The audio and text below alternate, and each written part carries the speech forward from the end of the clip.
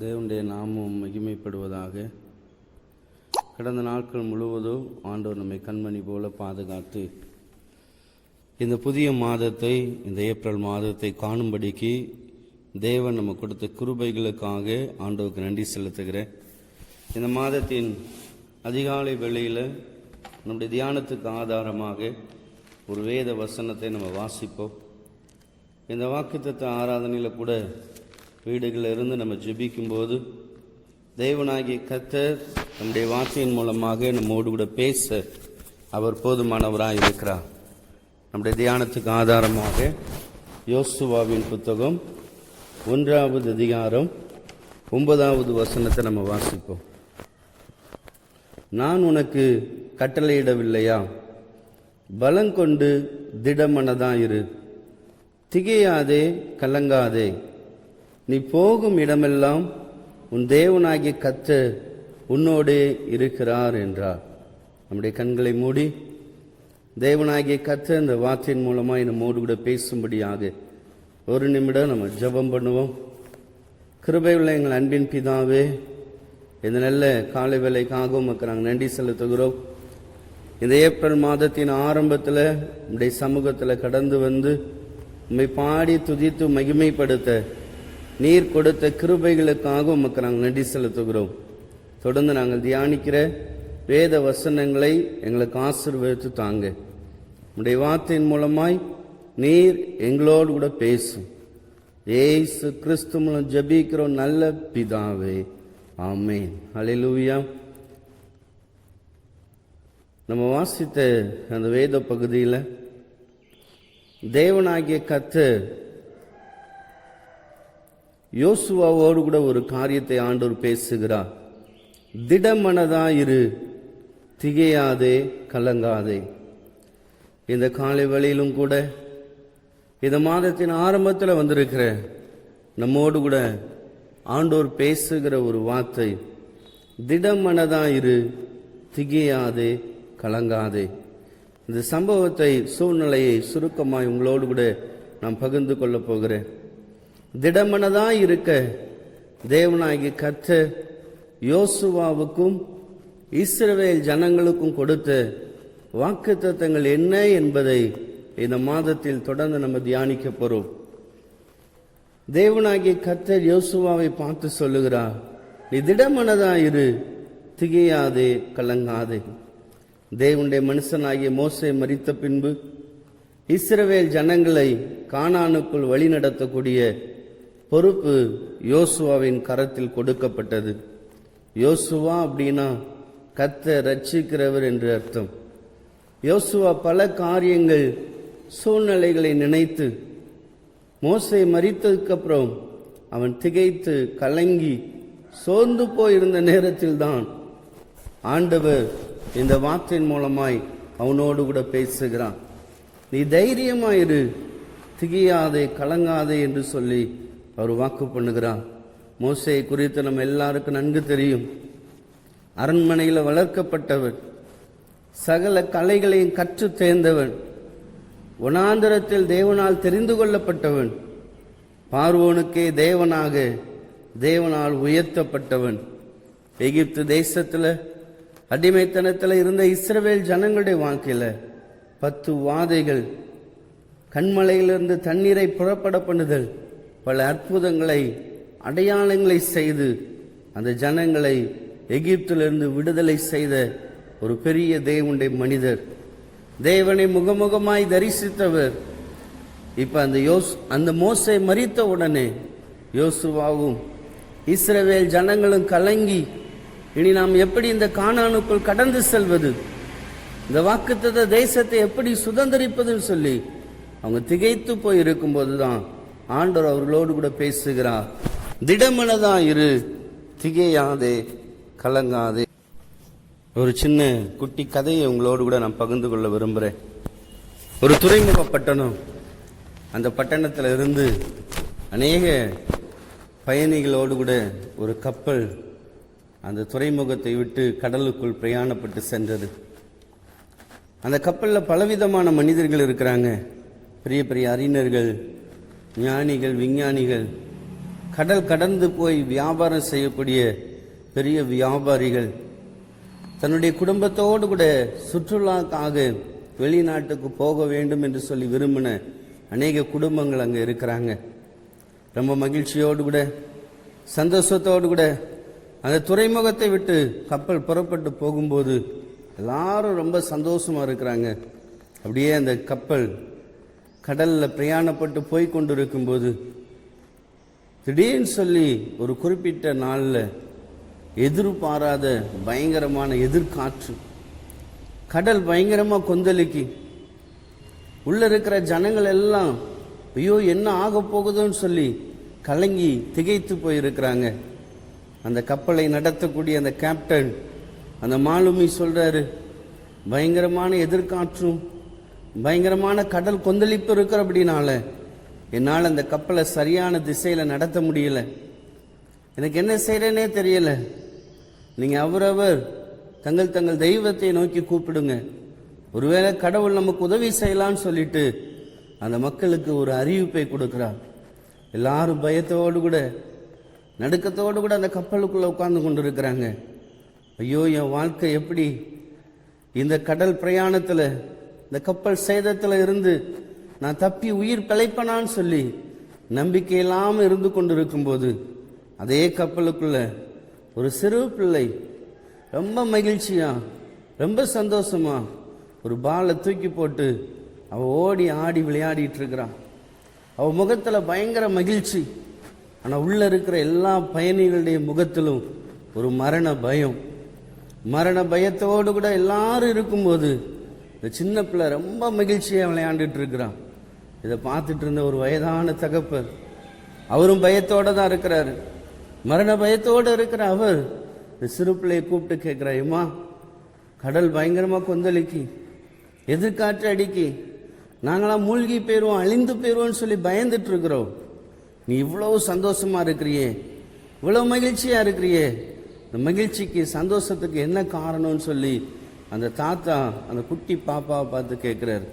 அப்ப அந்த சின்ன பிள்ளை சொல்ற, தாத்தா எனக்கு எதை பத்தியும் கவலை இல்லை, எனக்கு எதுக்கும் பயம் இல்லை, நான் ஏன் இவ்வளவு மகிழ்ச்சியா இருக்கிறேன் அப்படின்னா இந்த கப்பலை நடத்திட்டு போற கேப்டன் எங்க அப்பா, இந்த கப்பலை நடத்திட்டு போற கேப்டன் எங்க அப்பா.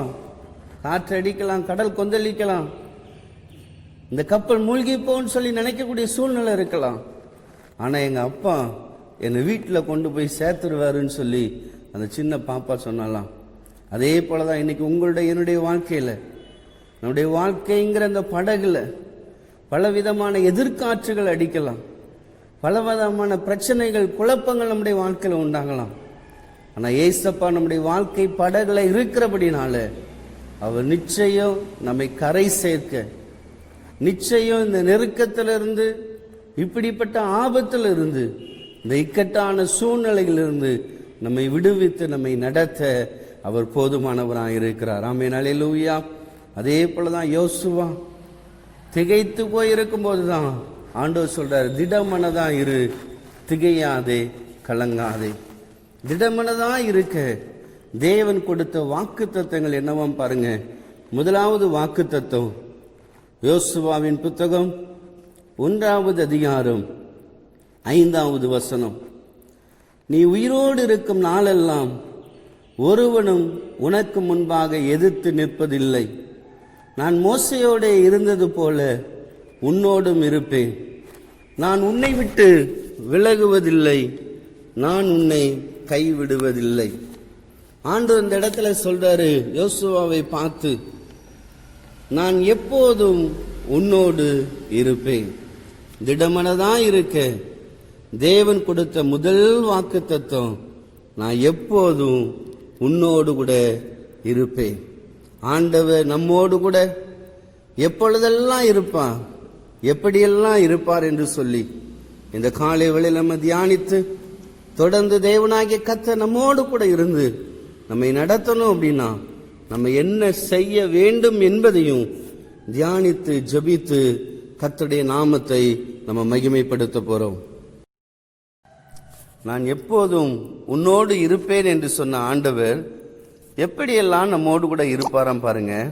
முதலாவது சொல்லப்பட்டிருக்கு, ஆண்டவர் சொல்றாரு, விலகாமல் உன்னோடு கூட இருப்பேன். ஏசாயா தீர்க்க தரிசன புத்தகம் 54வது அதிகாரம் 10வது வசனத்துல ஆண்டவர் சொல்றாரு, நான் எப்போதும் உன்னோடு இருப்பேன்னு சொன்ன ஆண்டவர் எப்படியெல்லாம் நம்மோடு கூட இருப்பாராம். முதலாவது, விலகாமல் இருப்பார். மலைகள் விலகினாலும் பர்வதங்கள் நிலை பெயர்ந்தாலும் என் கிருபை உன்னை விட்டு விலகாது. இன்னைக்கு மழை போல நம்ம நம்பியிருக்கிற மனிதர்கள், சூழ்நிலைகள் மாறினாலும் நம்ம ஆராதிக்கிற இயேசு கிறிஸ்து மாறாதவராக, அவர் எப்போதும் என்னாலும் நம்மோடு கூட இருந்து நம்மை நடத்த அவர் போதுமானவராக இருக்கிறார். இந்த உலகம் மாறலாம், உலகத்தில் நம்ம நம்பியிருக்கிற நண்பர்கள் மனிதர்கள் மாறலாம், அவர்கள் நம்மை விட்டு விலகலாம். ஆனால் ஆண்டவர் சொல்றாரு, நான் விலகாமல் உன்னோடு கூட எப்போதும் இருப்பேன். இந்த புதிய மாதத்துல தேவனாகிய கர்த்தர் நம்மை பார்த்து சொல்லுகிறார், நான் விலகாமல் உன்னோடு கூட இருப்பேன். இரண்டாவதாக ஆண்டவர் சொல்றாரு, நான் எப்போது உன்னோடு கூட இருப்பேன்னு சொன்ன ஆண்டவர் இரண்டாவது எப்படி நம்மோடு கூட இருப்பாராம். ஆதியாகமம் 28வது அதிகாரம் 15வது வசனத்துல யாக்கோபுக்கு ஆண்டவர் ஒரு காரியத்தை சொல்லுகிறார், நான் உனக்கு சொன்னதை செய்யும் அளவும் உன்னை கைவிடாதிருப்பேன். நான் உனக்கு சொன்னதை செய்யும் அளவும் உன்னை நான் என்ன செய்வதில்லை, கைவிடுவதில்லை. இந்த மாதத்தின் ஆரம்பத்தில் வந்திருக்கிற உங்களுடைய என்னுடைய வாழ்க்கையில தேவனாகிய கர்த்தர் நமக்கு சொன்னதை செய்யும் அளவும் நம்மை கைவிடாமல் நம்மோடு இருந்து நம்மை நடத்த அவர் போதுமானவராக இருக்கிறார். யாக்கோபுடைய வாழ்க்கையில் நடந்த சம்பவங்கள், சூழ்நிலைகள் எல்லாம் நமக்கு தெரியும். உங்களுடைய என்னுடைய வாழ்க்கையிலும் கூட ஒருவேளை நீங்க எப்படிப்பட்ட சூழ்நிலையில் இருந்தாலும், ஐயோ இவங்க என்னை கைவிட்டுட்டாங்களே, இவங்க என்னை விட்டுட்டு போயிட்டாங்களே, நான் எப்படி இந்த காரியத்தை செய்ய போறேன், என் பிள்ளைகளை நான் எப்படி நடத்த போறேன், என் வேலை, என் குடும்பம் நான் எப்படி செய்ய போறேன்னு சொல்லி நீங்க நினைக்கலாம். ஆனால் ஆண்டவர் சொல்றாரு, திடமனதா இரு, திகையாதே, கலங்காதே. திடமனதா இருக்கிறதுக்கு தேவன் கொடுக்கிற முதல் வாக்கு தத்துவம், நான் எப்போதும் உன்னோடு கூட இருப்பேன், விலகாமல் உன்னோடு இருப்பேன், கைவிடாமல் உன்னோடு இருப்பேன். மூன்றாவதாக ஒரு காரியத்தை ஆண்டவர் மோசேக்கு வாக்கு பண்ணுகிறார். யாத்திராகமும் 3வது அதிகாரம் 14வது வசனத்துல, நான் இருக்கிறவராகவே இருக்கிறேன்.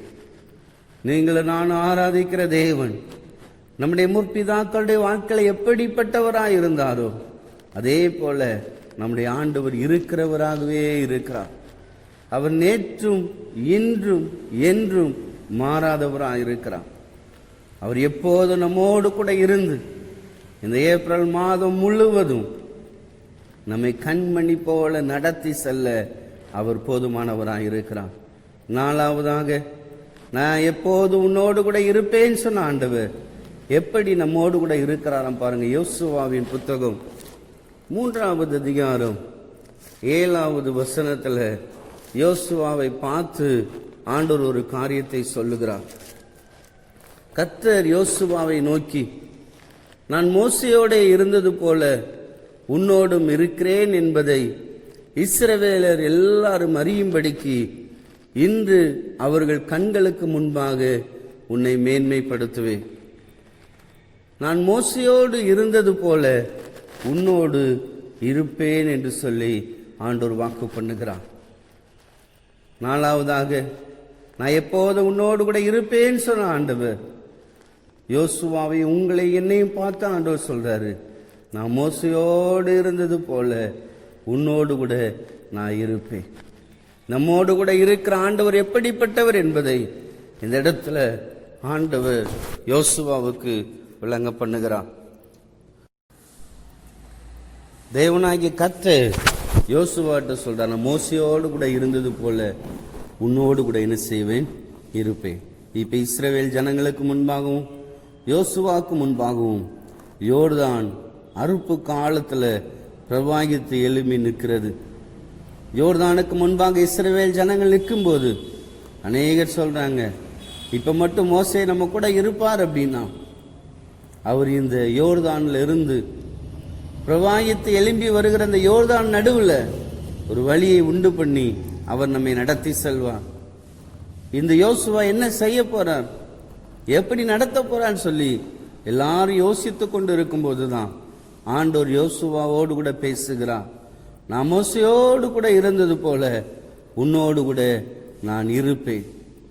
தேவன் யோசுவாவோடு கூட இருக்கிறார் என்பதை அறியும்படியாக ஆண்டவர் யோர்தானை 2ஆக பிரித்து கர்த்தர் ஒரு அற்புதத்தை செய்கிறார்.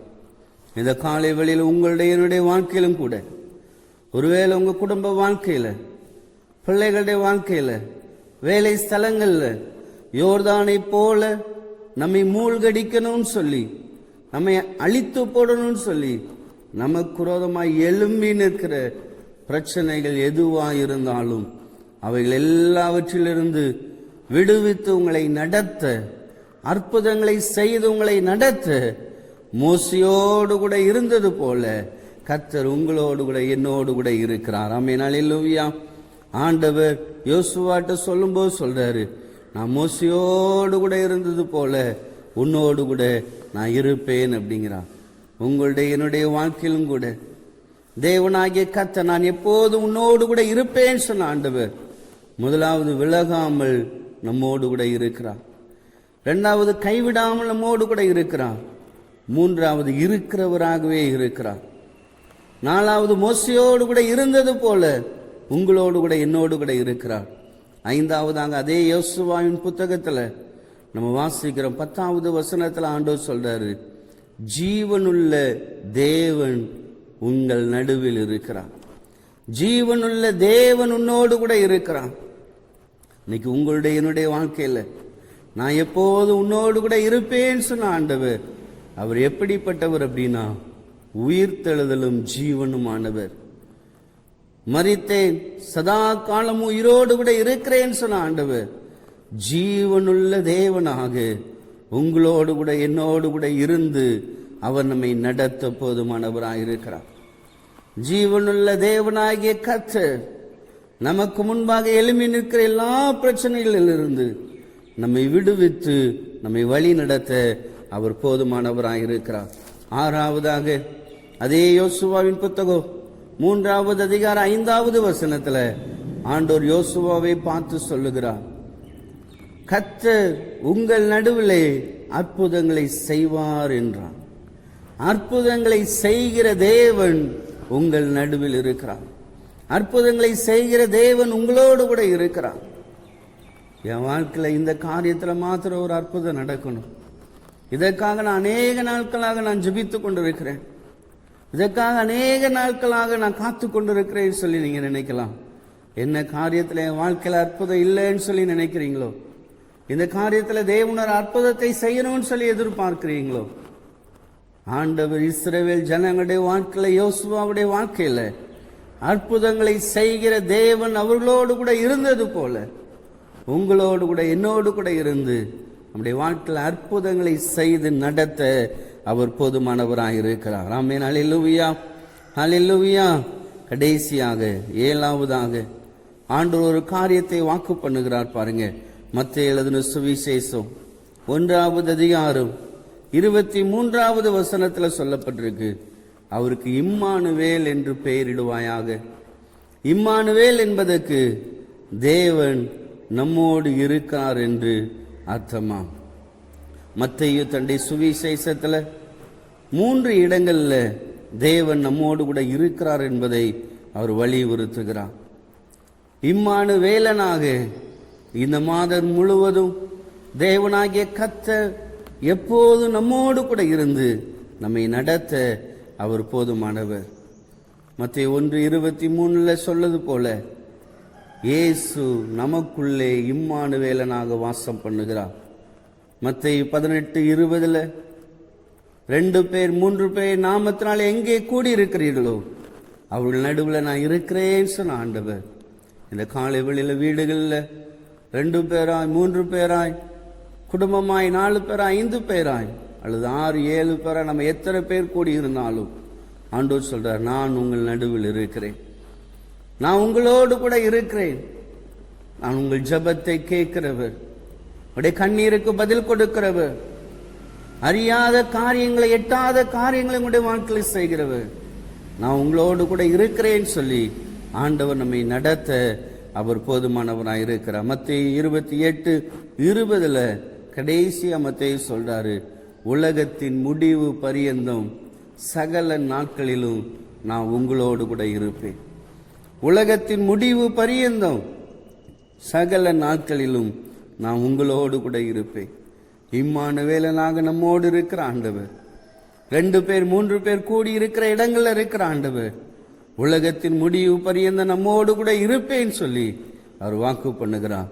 அதைத்தான் சங்கீதக்காரன் சங்கீதம் 23:4 சொல்லும்போது சொல்றாரு, நான் மரண இருளின் பள்ளத்தாக்கிலே நடந்தாலும் பொல்லாப்புக்கு பயப்படேன், தேவரீர் என்னோட கூட இருக்கிறீர். உங்களுடைய என்னுடைய வாழ்க்கையில ஒருவேளை இன்னைக்கு மரண இருள் சூழ்ந்த ஒரு சூழ்நிலை நம்முடைய தேசம் எங்கும், முழு உலகத்தில் இன்றைக்கு மரண பயம், கொள்ளை நோயினால் எல்லோரும் பயத்தோடு கூட இருக்கும்போது தேவனாகிய கர்த்தர் உங்களை என்னையும் பார்த்து ஒரு காரியத்தை வாக்கு பண்ணுகிறான். திடமனதாயிரு, திகையாதே, கலங்காதே. திடமனதாயிரு, திகையாதே, கலங்காதே. நான் எப்போதும் உன்னோடு இருக்கிறேன். நான் எப்போது உன்னோடு இருக்கிறேன் சொன்ன ஆண்டவர் எப்படியெல்லாம் நம்மோடு கூட இருக்கிறார் என்பதை ஒரு 7 காரியங்களை நம்ம தியானித்தோம். முதலாவது, விலகாமல் நம்மோடு கூட இருக்கிறார். 2வது, கைவிடாமல் நம்மோடு கூட இருக்கிறார். 3வது, இருக்கிறவராகவே இருக்கிறார். 4வது, மோசையோடு கூட இருந்தது போல நம்மோடு கூட இருக்கிறார். 5வதாக, ஜீவனுள்ள தேவன் நம்மோடு இருக்கிறார். 6வதாக, அற்புதங்களை செய்கிற தேவன் நம்மோடு கூட இருக்கிறார். 7வதாக, இம்மானுவேலனாக அவர் நம்மோடு கூட இருக்கிறார். இம்மானுவேலனாக தேவன் எப்போது நம்மை நடத்தி செல்ல அவர் போதுமானவராக இருக்கிறார். இப்படி எல்லா சூழ்நிலையிலும் நம்ம ஆராதிக்கிற இயேசு கிறிஸ்து நம்மோடு கூட இருந்து நம்மை நடத்தி செல்லணும் அப்படின்னா நம்ம என்ன செய்யணுமா? வேதம் சொல்லுகிறது, 2 நாளாகமத்தின் புத்தகம் 15வது அதிகாரம் 2வது வசனத்துல ஆண்டவர் தம்முடைய ஜனத்துக்கு ஒரு காரியத்தை தீர்க்கதரிசி மூலமாய் வாக்கு பண்ணுகிறார். வாசிங்க, 2 நாளாகமும் 15வது அதிகாரம் 2வது வசனம்.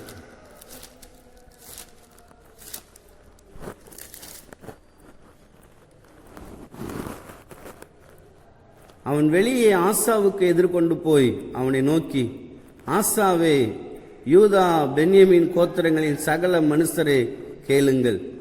நீங்கள் கர்த்தரோடு இருந்தால் அவர் உங்களோடு இருப்பார். நீங்கள் அவரை தேடினால் உங்களுக்கு வெளிப்படுவார். அவரை விட்டீர்களே ஆகில் அவர் உங்களை விட்டு விடுவார். ஆண்டு அந்த இடத்துல ஒரு அழகான காரியத்தை சொல்லுகிறார். நீங்கள் கர்த்தரோடு இருந்தால் அவர் உங்களோடு கூட இருப்பார். தேவனாகிய நான் எப்போதும் உன்னோடு கூட இருப்பேன்னு சொன்ன ஆண்டவர் ஏப்ரல் மாதம் முழுவதும் நம்மோடு கூட இருந்து நம்மை நடத்தணும் அப்படின்னா நீங்களும் நானும் கர்த்தரோடு கூட இருக்கணும். ஜெபத்துல, வேத வாசிப்புல, உபவாசத்துல, ஆண்டவருடைய சத்தத்தை கேட்பதில், பக்தி வைராக்கியத்துல, பயத்தோடு கூட நடுக்கத்தோடு கூட அவரை ஆராதிப்பதில், கர்த்தரோடு கூட இருக்க நம்மை ஒப்பு கொடுக்கும் போது அவர் எப்போதும் நம்மோடு கூட இருந்து நம்மை நடத்த அவர் போதுமானவராக இருக்கிறார். நம்ம எல்லாரும் நம்முடைய கண்களை மூடி ஆண்டவருடைய சமூகத்துல நம்ம ஒரு மனதோடு கூட நம்ம ஜெபிக்க போறோம். கிருபையும் இரக்கம் நிறைந்த எங்கள் அன்பின் பரலோக பிதாவே, இந்த நல்ல காலை வேளைக்காக உமக்கு நாங்கள் நன்றி செலுத்துகிறோம். இந்த ஏப்ரல் மாதத்தின் முதல் நாள்ல அதிகாலையில் உம்முடைய சமூகத்துல வந்து உம்மை நாங்கள் பாடி துதித்து ஆராதித்து உடைய வார்த்தையை தியானிக்க நீர் கொடுத்த கிருபைகளுக்காக உமக்கு நாங்கள் நன்றி செலுத்துகிறோம். திடமனதாயிரு, திகையாதே, கலங்காதேன்னு சொல்லி வாக்கு பண்ணின ஆண்டவர் எங்களுடைய இருதயத்தில் இருக்கிற கலக்கங்களை கர்த்தர் நீர் மாற்றுவீராக, பயங்களை கர்த்தர் நீர் மாற்றுவீராக. நான் எப்போதும் உன்னோடு கூட இருப்பேன்னு சொல்லி வாக்கு பண்ணின ஆண்டவர் இந்த மாதம் முழுவதும், இந்த உலகத்தின் முடிவு பரியந்தமும், எங்களுடைய மரண பரியந்தமும் நீர் எங்களோடு கூட இருந்து எங்களை நடத்தி செல்ல போற கிருபைகளுக்காக உமக்கு நாங்கள் நன்றி செலுத்துகிறோம். கண்களை மூடி வீடுகள் ஆங்காங்கே இருந்து உம்முடைய சமூகத்தில் ஜெபிக்கிற எங்களுடைய விசுவாச பிள்ளைகள் ஒவ்வொருவருக்காக உமக்கு நன்றி செலுத்துகிறோம். எல்லாரையும் கர்த்தர் பேர் பேராய், குடும்பம் குடும்பமாய், தனித்தனியாய் கர்த்தர் நீர் அவர்களை ஆசீர்வதிப்பீராக. வீடுகளில் இருக்கிற இந்த நாட்களில கூட ஆண்டவரே உம்மோடு கூட இருக்கிற அந்த உறவுல இன்னும் அதிகமாய் வளரத்தக்கதாக நீர் எங்களுக்கு கிருபைகளை தருவீராக. நாங்கள் தியானித்த இந்த வேத வசனத்தின்படி நான் எப்பொழுதும் உங்களோடு கூட இருப்பேன்னு சொன்ன ஆண்டவரே 7 காரியங்களை எங்களோடு கூட நீர் பேசியிருக்கிறீர். நீர் 7 விதத்தில் எங்களோடு கூட இருக்கிறீர் என்பதை தியானித்த நாங்கள் இப்படி நீர் எங்களோடு கூட இருப்பதற்கு எங்களை உம்முடைய கரங்களில் ஒப்பு கொடுக்கிறோம். நாங்களும் எப்போதும் உம்மோடு கூட இருக்க எங்களை ஒப்பு கொடுக்கிறோம். இந்த மாதம் முழுவதும் உடைய நன்மை, உடைய கிருபை எங்களை தொடரட்டும். இயேசு கிறிஸ்து மூலம் ஜெபிக்கிறோம் நல்ல பிதாவே. சேர்ந்து சொல்லுவோம், ஆமென். என் ஆத்துமாவே கர்த்தரை ஸ்தோத்தரி, என் முழு உள்ளமையோட பரிசுத்த நாமத்தை ஸ்தோத்தரி. என் ஆத்துமாவே கர்த்தரை ஸ்தோத்தரி, அவர் செய்த சகல உபகாரங்களையும் மறவாதே. நம்முடைய கர்த்தராகிய இயேசு கிறிஸ்துடைய கிருபையும் பிதாவாகிய தேவனுடைய அன்பும் பரிசுத்த ஆவியானுடைய ஐக்கியமும் சமாதானமும் சந்தோஷமும் நம்மோடு நம்முடைய குடும்பங்களோடு கூட இன்றும் என்றும் சதா காலம் இருப்பதாக. ஆமென். ஹல்லேலூயா. ஒருவரை ஒருவர் வாழ்த்துங்க. தொடர்ந்து ஒருவருக்காக ஒருவர் ஜெபிங்க. சபையின் குடும்பங்களுக்காக, போதகரின் குடும்பத்துக்காக, தேசத்துக்காக, தேசத்துல இன்னைக்கு இருக்கிற சூழ்நிலைகளுக்காக ஜெபத்துல அதை உறுதியாய் தெரியப்படுத்த கர்த்தர் உங்களுக்கு கிருபைகளை தந்து நடத்த அவர் போதுமானவராய் இருக்கிறார். ஆமென். ஹல்லேலூயா.